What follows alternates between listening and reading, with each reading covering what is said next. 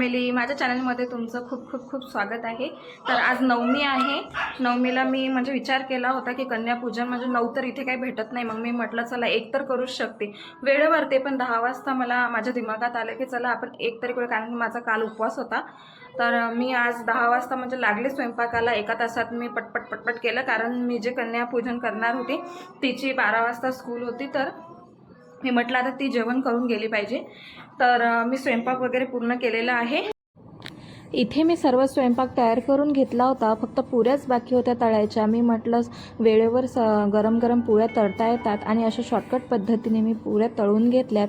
म्हटलं पुऱ्या सर्व स्वयंपाक झाला आहे, पुऱ्या गरम गरम झाल्यात की सर्वात आधी देवाला नैवेद्य दाखवून देते।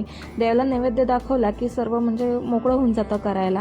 नंतर मी देवाचं लगेच करून घेतलं, देवाचे दिवे वगैरे केले, देवाला दिवे वगैरे करून आरती दाखवली, ताट तयार केलं, देवाला नैवेद्य दाखवला आणि नंतर दीदी पण आली होती। मग नंतर कन्यापूजनला सुरुवात केली।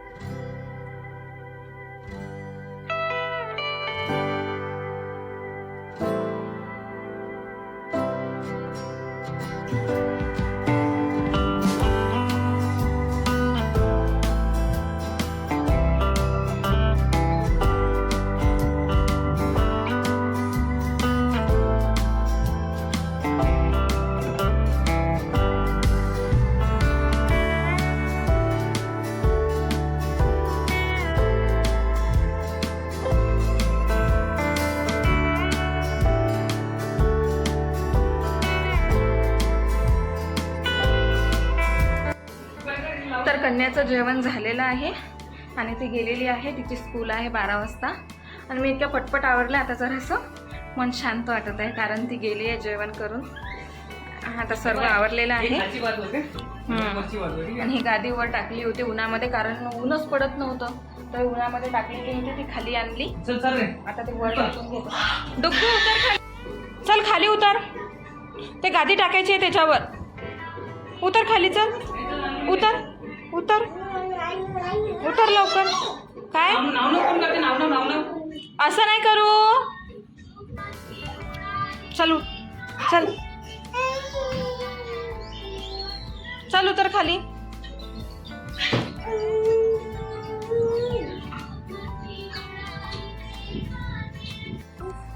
आणि इथे बघा डुग्गूला खीर किती आवडलेली आहे। मी नैवेद्य दाखवलेलं ताट जे आहे त्याला आधी तर माहीत नव्हतं ते खीर आहे, त्याने थोडंसं टेस्ट करून बघितलं आणि त्याला खूप आवडली। तर नंतर त्याने पूर्ण फिनिश होईपर्यंत, पूर्ण खतम होईपर्यंत त्याने थोडी थोडी करत ते पूर्ण खाऊन टाकले। डुग्गूला खूप आवडली होती खीर आणि त्याला म्हटलं मला दे, तर त्यांनी खीर नाही दिली मला, दही भात जो होता तो मला आणून दिला, म्हणजे त्याला खीर द्यायची नव्हती। तर इथेच ब्लॉगला संपवतो।